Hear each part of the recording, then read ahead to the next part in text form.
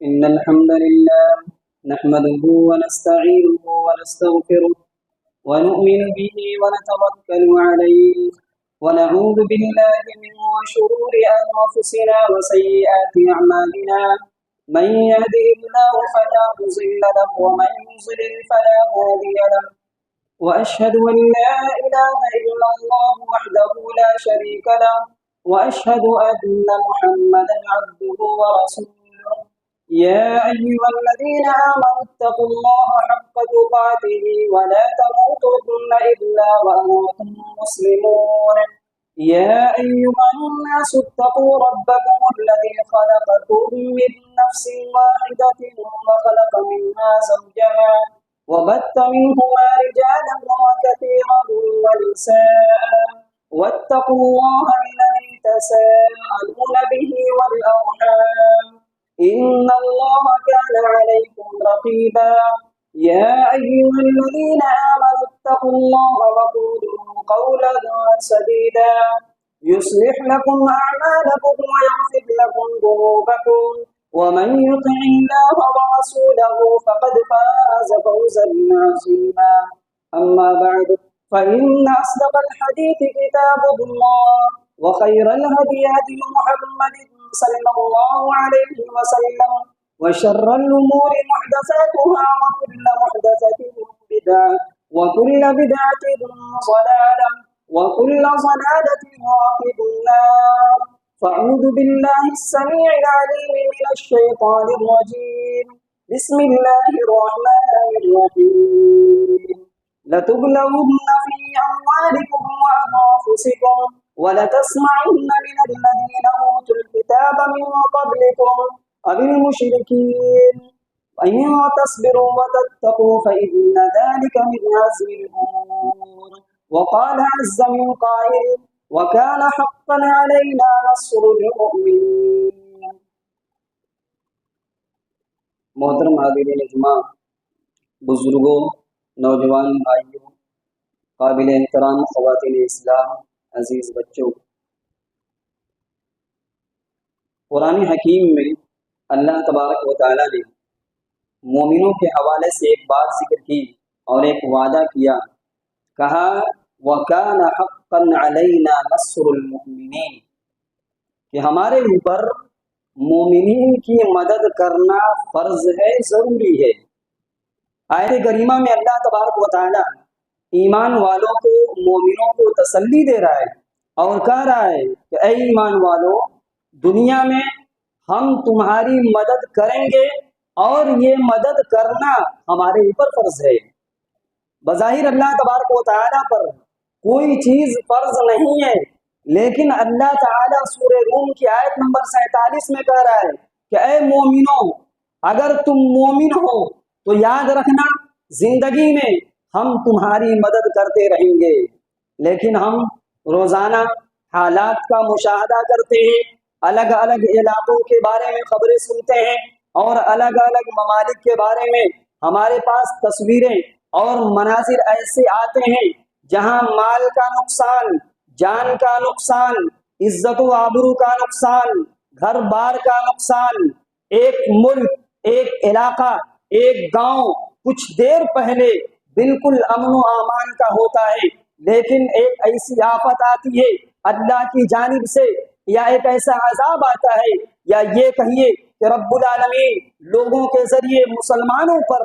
ظلم اور تشدد اللہ تبارک و تعالی مسلمانوں کے اوپر ڈالتا ہے۔ اللہ فرماتا ہے کہ ہم مومنوں کی مدد کریں گے، لیکن حالات یہ دکھائی دیتے ہیں، جگہ جگہ ہم روزانہ اخبارات میں اور ویڈیو میں ہم دیکھتے ہیں کہ جہاں مسلمانوں کی آبادی ہے وہاں مسلمانوں کی جان محفوظ نہیں، جہاں مسلمانوں کی آبادی ہے مال محفوظ نہیں، عزت و آبرو محفوظ نہیں، بچے یتیم ہو جا رہے ہیں، ماں بہنیں بیوہ ہو جا رہی ہیں۔ سوال یہ ہے اللہ کا یہ وعدہ کہاں چلا گیا؟ اللہ تو وعدہ کر رہا ہے کہ ہم مومنوں کی مدد کریں گے، لیکن آئے دن ہم ظلم اور بربریت کے بازار گرم دکھائی دیتے ہیں اور ہم اور آپ اس کا مشاہدہ کرتے ہیں اور دیکھتے ہیں۔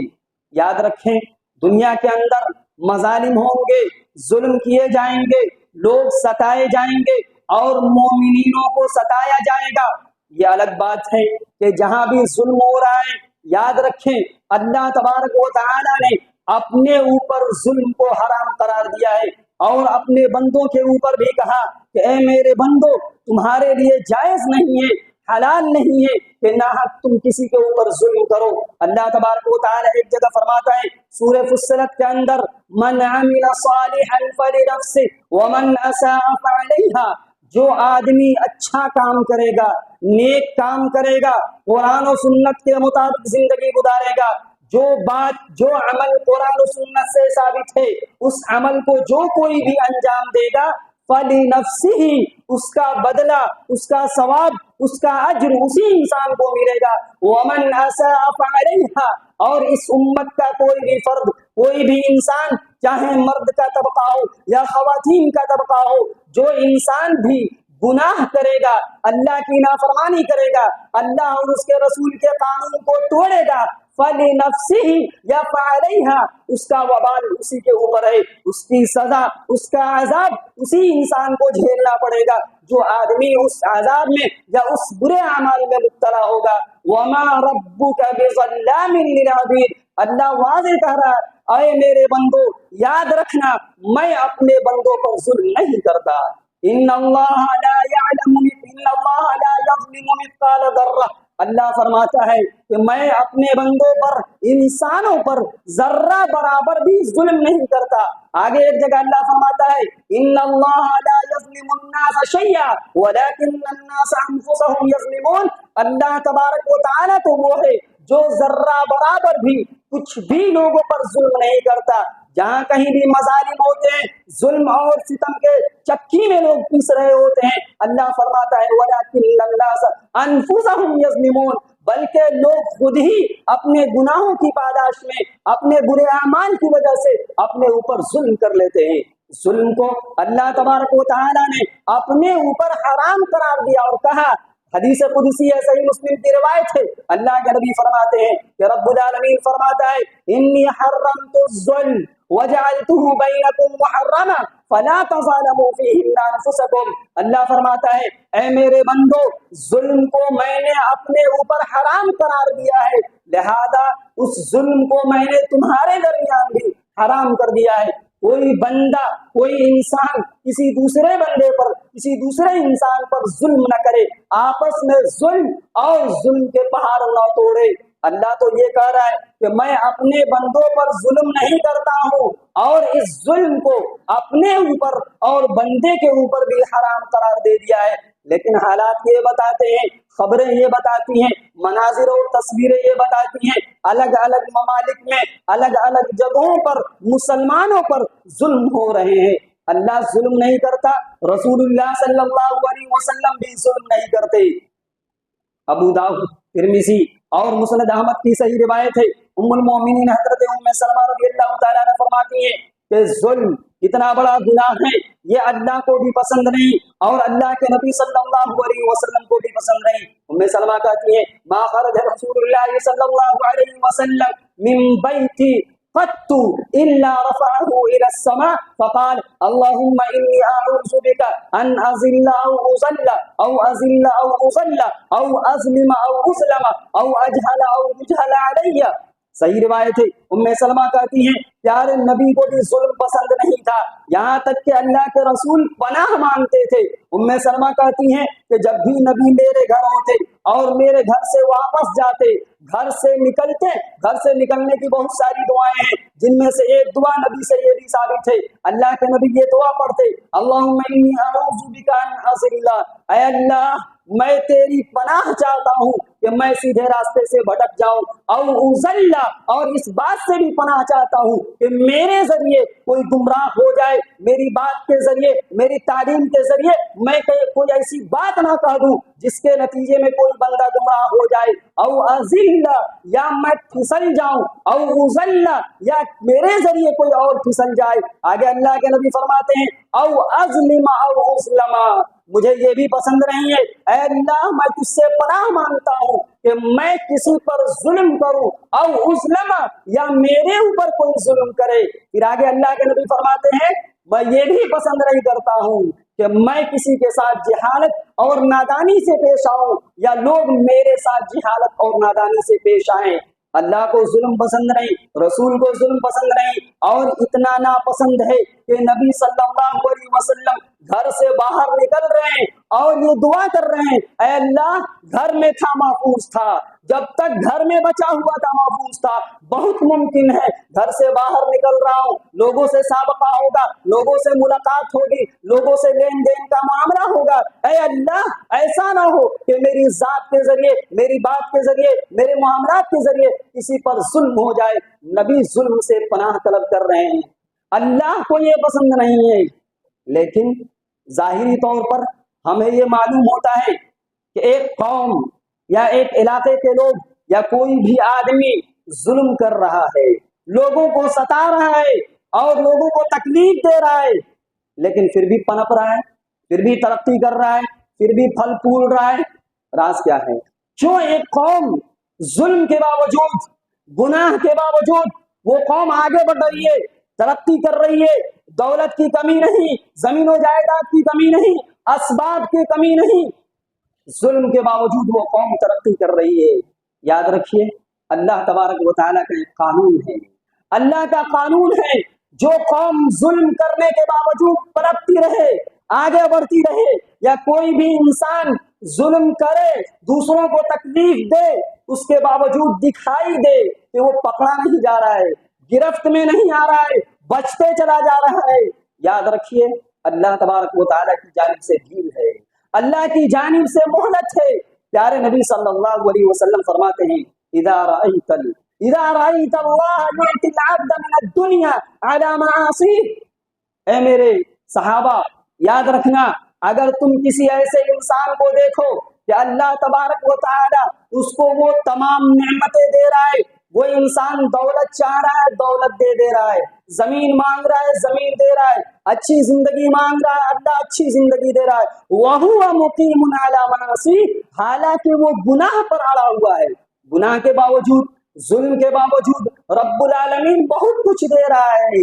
اللہ فرماتا ہے، نبی کہتے ہیں فَإِنَّمَا هُوَ اسْتِدْرَاجٌ، یاد رکھنا چاہیے یہ جو ترقی ہے، یہ جو ظاہری اسباب ہے، یہ خوشحالی کی دلیل نہیں ہے، یہ ایسی بات نہیں ہے کہ ظلم کے باوجود، گناہ کے باوجود اللہ جو اچھی زندگی دے رہا ہے، دولت دیے ہوا ہے، خوشحالی دیے ہوا ہے، کہیں ایسا نہیں ہے کہ اللہ اس سے خوش ہے۔ فَإِنَّمَا هُوَ اسْتِدْرَاجٌ، بس یہ ڈھیل ہے، بس یہ ڈھیل ہے، چھوٹ ہے، اللہ موقع دے رہا ہے، اے اللہ کے بندے کتنی نعمتیں ہم نے تمہیں دیا پھر بھی ظلم کر رہا ہے، کتنی سہولتیں دیا پھر بھی گناہ کر رہا ہے۔ اللہ کے نبی اس کے بعد ایک آیت کریمہ تلاوت کرتے ہیں فَلَمَّا نَسُوا مَا ذُكِّرُوا بِهِ فَتَحْنَا عَلَيْهِمْ أَبْوَابَ كُلِّ شَيْءٍ،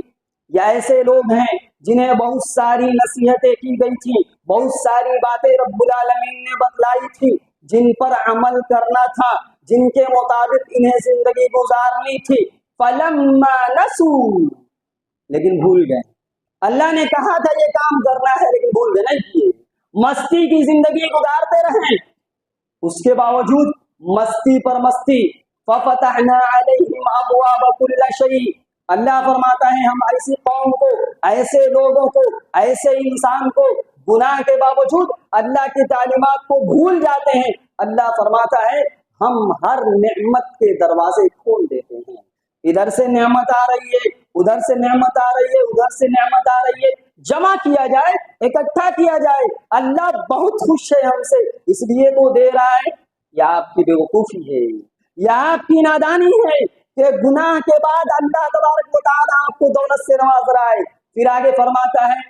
اخذناہم بغتۃ، اخذناہم بغتۃ، بہت ظلم کیے، بہت ستائے، بہت اللہ کی نافرمانی کر لیے، نعمت کے باوجود اللہ کو بھولے رہے، اللہ فرماتا ہے اخذناہم بغتۃ، ہم اچانک ایسی قوم کو پکڑ لیتے ہیں، اور پکڑنے کے بعد فَإِذَا هُمْ مُبْلِسُونَ، نا امید ہو جاتے ہیں، مایوس ہو جاتے ہیں، معاملہ ختم ہو جاتا ہے۔ ایک جگہ اللہ کے نبی فرماتے ہیں ان اللہ لَيُمْلِي لِلظَّالِمِ، ان اللہ لَيُمْلِي لِلظَّالِمِ، بلا شبہ اللہ ظالم کو ڈھیل دیتا ہے، رسی ڈھیلی کر دیا ہے، حتی اذا اخذہ لم یفلت، دنیا میں ایک مجرم گناہ کرتا ہے، غلطی کرتا ہے، گھومتا پھرتا ہے، پیسہ دے کر بچا جاتا ہے، بچ جاتا ہے، جان محفوظ، مال محفوظ ہو جاتی ہے، آدمی سمجھتا ہے کہ دولت کے بلبوتے ہم محفوظ ہیں۔ یہ ڈھیل ہے، یہ ڈھیل ہے۔ جرم کے باوجود دنیا فیصلہ نہیں کر رہی، آپ بچ رہے ہیں۔ اللہ فرماتا ہے ایسے ظالم کو ہم چھوٹ دیتے ہیں، ڈھیل دیتے ہیں، یہاں تک کہ جب میں پکڑتا ہوں لم یفلتہ، چھوڑتا نہیں ہوں۔ اس کے بعد اللہ کے نبی ایک آیت پڑھتے ہیں وَكَذَلِكَ أَخْذُ رَبِّكَ إِذَا أَخْذَ الْقُرَىٰ وَهِيَ ظَالِمَةٌ، اے میرے بندو میرا معاملہ ایسا ہی ہے کہ جب بھی میں کسی بستی کو پکڑتا ہوں یا بستی والے کو پکڑتا ہوں تو بڑی شدید عذاب دیتا ہوں، بڑی سخت عذاب دیتا ہوں، اس لیے کہ سنبھلنے کا، سدھرنے کا بہت سارے چانس دے دیے لیکن سدھرا نہیں آدمی۔ اللہ فرماتا ہے ہم اسے برباد کر دیں گے، برباد کر دیں گے۔ اور تاریخ شاہد ہے، دنیا جانتی ہے، جس قوم نے ترقی کی بنیاد پر بھی ظلم کیا اللہ تبارک و تعالیٰ کو برداشت نہیں ہوا، اللہ نے اس کو نابود کیا۔ اللہ تعالیٰ نے کہا وَإِذَا أَرَدْنَا أَن نُهْلِكَ قَرْيَةً أَمَرْنَا مُتْرَفِيهَا فَفَسَقُوا فِيهَا فَحَقَّ عَلَيْهَا الْقَوْلُ فَدَمَّرْنَاهَا تَدْمِيرًا۔ سورہ بنی اسرائیل کی آیت ہے۔ اللہ فرماتا ہے وَإِذَا أَرَدْنَا أَن نُهْلِكَ قَرْيَةً، جب بھی ہم ارادہ کر لیتے ہیں کسی گاؤں والوں کو برباد کرنے کا، اللہ جب ارادہ کر لیتا ہے کسی گاؤں کو برباد کرنے کا، مترفیہا، خوشحالی دیتا ہے، خوشحالی دیتا ہے، نعمتیں دیتا ہے، جیسے جینا ہے جیو، اور نعمت کی بنیاد پر فائدہ اٹھانے کے بعد بھی آدمی فَفَسَقُوا، گناہ کرتا ہے، فَحَقَّ عَلَيْهَا الْقَوْلُ، اللہ کا قانون سامنے آتا ہے، اللہ کا قول ثابت ہو جاتا ہے، اللہ اس قوم پر عذاب مسلط کرتا ہے۔ اللہ فرماتا ہے فَدَمَّرْنَاهَا تَدْمِيرًا، ہم اس قوم کو بری طرح برباد کر دیتے ہیں۔ تو یاد رکھیں ظاہری طور پر جہاں کہیں ظلم ہو رہے ہیں، مظالم ڈھائے جا رہے ہیں اور اللہ کی مدد دکھائی نہیں دے رہی ہے تو ایک اصول یاد رکھیں، اللہ نے ڈھیل دیا ہے، اللہ نے مہلت دیا ہے، لیکن جب اللہ ظالم قوم کو پکڑے گا وہ قوم برباد ہو جائے گی، وہ قوم ستیہ ناش ہو جائے گی۔ اس قوم کے لیے اللہ تبارک و تعالیٰ نے نام اور نشان سب رب العالمین مٹا دے گا۔ ظلم کے ماحول میں جہاں ظلم ہو، جہاں مسلمانوں کی جان محفوظ نہ ہو، مال محفوظ نہ ہو، عزت و آبرو محفوظ نہ ہو، معصوم بچوں کا قتل عام ہو، ایسی صورتحال میں ہماری شریعت بہت ساری تعلیمات دیتی ہے۔ شریعت ہماری یہ کہتی ہے کہ اے مسلمانوں، اے مومنوں، یاد رکھو جہاں کہیں بھی مسلمانوں پر ظلم ہو رہا ہے، آپ ایک مسلمان سے کافی دور ہیں لیکن آپ کا تعلق ختم نہیں ہے، کسی دوسرے قوم میں، کسی دوسرے علاقے میں یا کسی دوسرے ممالک میں مسلمان بھائی کے ساتھ ظلم ہو رہا ہے، ستائے جا رہے ہیں، اور وسائل کے ذریعے آپ تک خبریں، صحیح خبریں پہنچ رہی ہے، معلومات فراہم ہو رہے ہیں، آپ مدد نہیں کر پا رہے، آپ ان کے ہاتھ میں ہاتھ ڈال کر ان کی مدد نہیں کر پا رہے ہیں۔ شریعت یہ کہتی ہے کم سے کم ان کے لیے دعائیں کریں، ان کے لیے دعائیں کریں۔ جہاں کہیں بھی مسلمانوں پر ظلم ہو رہے ہیں، ایک مسلمان کی پہلی اور لازمی بنیادی ضرورت یہ ہے، ضروری یہ ہے کہ ایک مسلمان دوسرے مسلمان کے لیے دعا کرے۔ اس لیے پیارے نبی صلی اللہ علیہ وسلم فرماتے ہیں ایک مسلمان ایک مومن کی مثال دیتے ہوئے مثل المؤمنین فی توادہم وتراحمہم وتعاطفہم کمثل الجسد اذا اشتکى منہ عضو تداعى له الجسد بالسہر والحمى۔ اللہ کے نبی فرماتے ہیں ایک مومن کی مثال آپس میں ایک دوسرے پر رحم کرنے میں، محبت کے اظہار میں اور ایک دوسرے پر رحم کرنے میں معاملہ یہ ہے کہ ایک مسلمان دوسرے مسلمان کے لیے جسم کے مانند ہے،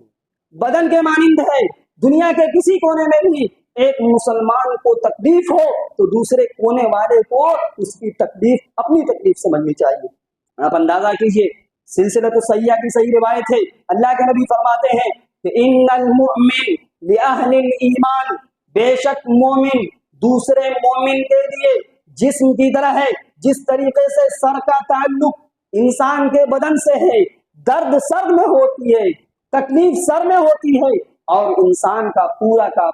بدن تکلیف محسوس کرتا ہے۔ تو لہذا دنیا کے کسی بھی علاقے میں اگر مسلمانوں پر ظلم ہو رہے ہیں، آپ تعاون نہیں کر پا رہے ہیں، آپ کے ذریعے کوئی بات نہیں بن پا رہی ہے، पहले तो आप कोशिश करें कि जहां तक हो सके उसको उसकी मदद करें, उसका ताउन करें। अगर ये ना हो सके कम से कम अपनी दुआओं में याद रखें। आप अपने लिए हाथ उठाते हैं, अपनी जरूरियात के लिए रब्बुल आलमीन के सामने रोते हैं, गिड़गिड़ाते हैं, दूसरे मुसलमान भाई के लिए हाथ उठाएं, दुआएं करें, रब्बुल आलमीन से इल्तिजा करें कि रब्बुल आलमीन जहां कहीं भी मसाइल हो रहे हैं रब्बुल आलमीन उस जुल्म का खात्मा फरमा दे। इसी तरीके से एक मुसलमान के लिए जहां कहीं भी जुल्म हो रहे हैं, जहां कहीं भी अल्लाह का अजाब आ रहा है, हमारे लिए सबक होनी चाहिए, हमारे लिए इबरत होनी चाहिए। हमारा मसला ये है, हमारा मामला ये है, हम सोच ये रखते हैं फला मुल्क में जुल्म हो रहा है, फला मुल्क में जलजला आ रहा है, हम सेफ हैं, हम महफूज हैं, अल्लाह हमें बचाया हुआ है, हम चाहे जो भी करें हम तो बचे हुए हैं। ये हमारी और आपकी बहुत बड़ी गलती है, बहुत बड़ी भूल है। ये अल्लाह का एहसान है कि अल्लाह बचाए हुआ है, वरना हमारा कोई भी अमल, कोई भी करतूत ऐसा नहीं है, अगर रब्बुल आलमीन का रहम न रहे तो हम भी अजाब में गिरफ्तार हो जाएं, हम भी अल्लाह के अजाब और अल्लाह की पकड़ में आ जाएं। अल्लाह तबारक व तआला ने और कुरान करीम में नबी करीम सल्लल्लाहु अलैहि वसल्लम ने अपनी अहादीस में बहुत सारी तालीमात दी है। एक मुसलमान को चाहिए कि दूसरी जगह जहां कहीं भी मसालिब हो, मुसीबतें आए,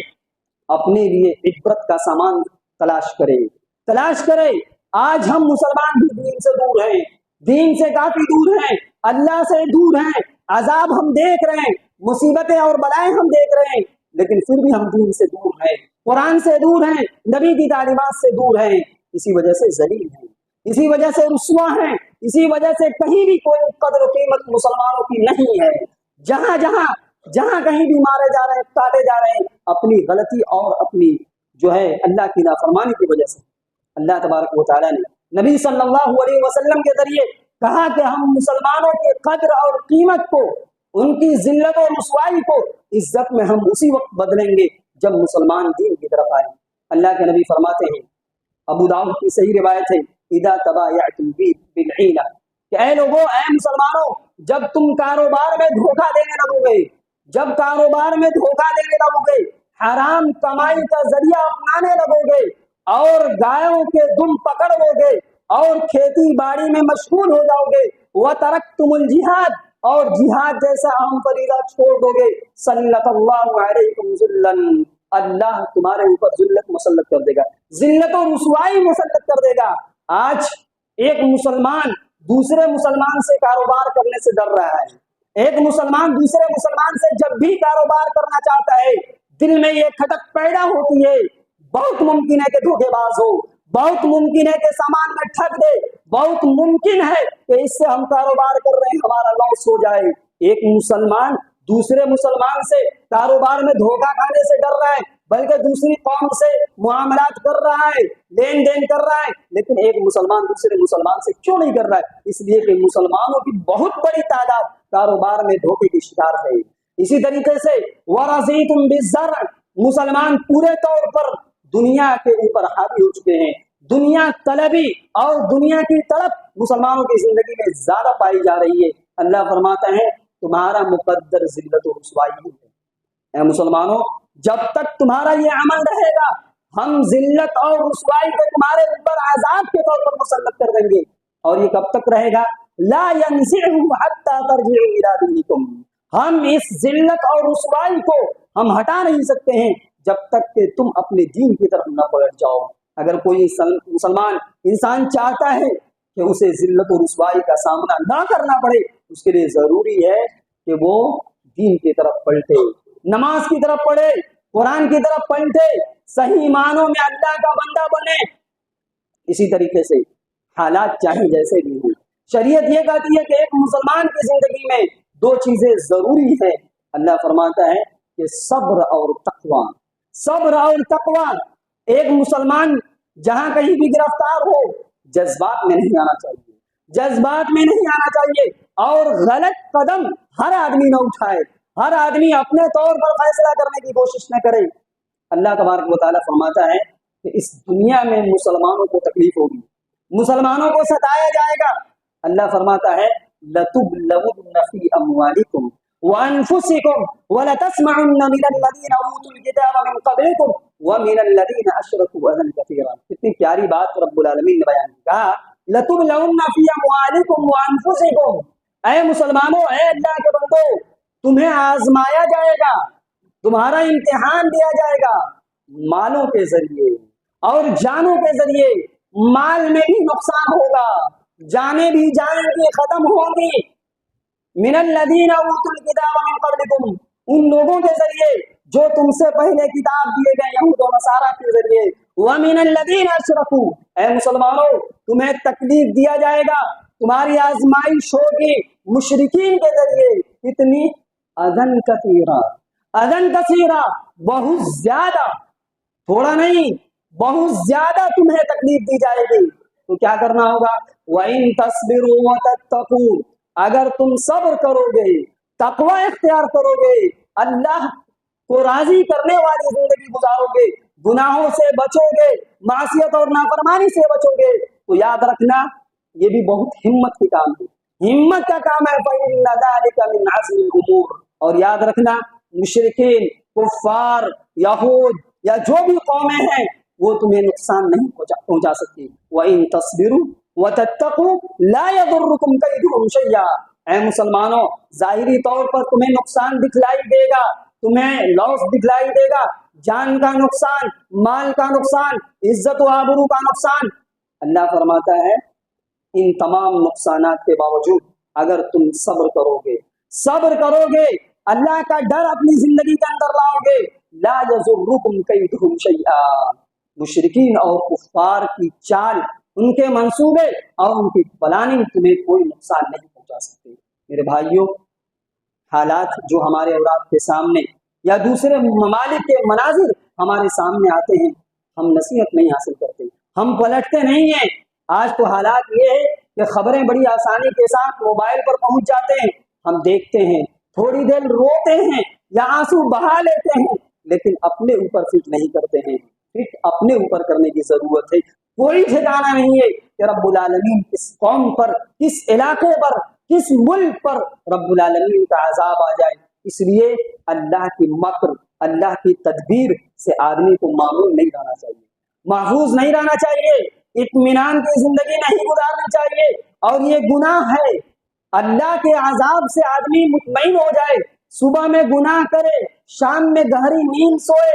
یہ گناہ ہے. اللہ کے نبی فرماتے ہیں، نبی سے پوچھا گیا بڑے بڑے گناہ کون سے ہو سکتے ہیں؟ 3 گناہ ذکر کیے. اللہ کے ساتھ شرک کرنا، اللہ کی رحمت سے نا امید ہو جانا، والامن من مکر اللہ، اللہ کے مکر سے، اللہ کی تدبیر سے آدمی بالکل بے خوف ہو جائے، نڈر کی زندگی گزارے. ہم تو سیف ہیں، ہم تو محفوظ ہیں، ہم تو زبانی دعویٰ کرنے والے مسلمان ہیں، بس ہم نماز نہیں پڑھتے کوئی بات نہیں، بس تھوڑی بہت سود کھا لیتے ہیں کوئی بات نہیں، تھوڑا حرام خوری بھی کر لیتے ہیں کوئی مسئلہ نہیں ہے، تھوڑا کسی پر ظلم بھی کر لیتے ہیں کوئی بات نہیں، ہم مسلمان ہیں. کیوں؟ اس لیے کہ ہم محفوظ ہیں، اس لیے کہ ہم محفوظ ہیں. یاد رکھیے آپ محفوظ نہیں ہیں، کب اللہ کا عذاب ہمارے اوپر، آپ کے اوپر آ جائے. اس لیے گناہ کے بعد توبہ کیا جائے، رجوع کیا جائے، رب العالمین کی طرف پلٹا جائے. میرے بھائیوں، تمام باتوں کا خلاصہ یہ کہ جو حالات اور جو مناظر ہمارے سامنے آتے ہیں مسلمانوں کی زندگی کے حوالے سے، جہاں کہیں بھی مسلمانوں کے اوپر ظلم ہو رہے ہیں، ہمیں ان کے ظلم اور ان کی تکلیف میں ہمیں شریک ہونا ہے اور ان کے لیے دعائیں کرنی ہے، ان کے لیے دعائیں کرنی ہے. اور جہاں تک ہو سکے، اگر ممکن ہے، آج کے ڈیٹ میں تعاون پہنچانا، مدد پہنچانا بہت آسان ہے، موبائل کے ذریعے آپ پہنچا سکتے ہیں. ہمارے کچھ بھائی پرانا قلعہ سے آئے ہوئے ہیں، آپ جانتے ہیں فلسطین کے حالات، آپ اچھی طرح واقف ہیں، جو کچھ وہاں مظالم ہوئے، آپ دعا بھی کریں کہ اللہ تبارک و تعالیٰ ان پر رحم کرے. اسی طریقے سے ہمارے کچھ بھائی موجود ہیں مسجد کے اندر، آپ سے تعاون کی گزارش ہے، آپ سے جہاں تک ہو سکے ان کے نقصان کو اپنا نقصان سمجھیے اور اللہ رب العالمین کے واسطے تعاون کیجیے، اور انشاءاللہ الرحمن وہ تعاون حقدار تک پہنچ جائے گا. اللہ تبارک و تعالیٰ سے ہم دعا کرتے ہیں کہ رب العالمین ہمیں بھی جہاں کہیں مظالم ہو رہے ہیں، رب العالمین ان تکلیف میں ہم سب کو شریک ہو کر ان کے لیے دعائیں مغفرت کرنے کی توفیق نصیب فرما. رب العالمین جہاں کہیں بھی ظلم ہو رہے ہیں، اگر گناہ کی وجہ سے ہو رہے ہیں، تو رب العالمین ہمیں خالص توبہ اور استغفار کرنے کی توفیق نصیب فرما۔ رب العالمین ہمیں قرآن و سنت کی طرف رجوع کرنے کی توفیق نصیب فرما۔ رب العالمین غفلت کی زندگی ہم سب کو چھوڑنے کی توفیق نصیب فرما۔ رب العالمین ہمیں نماز کے ذریعے اللہ تبارک و تعالیٰ کی مدد طلب کرنے کی توفیق نصیب فرما۔ آمین۔ اللہم ارنا الحق حقا وارزقنا اتباعه وارنا الباطل باطلا وارزقنا اجتنابه ربنا آتنا في الدنيا حسنة وفي الآخرة حسنة وقنا عذاب النار وآخر دعوانا أن الحمد لله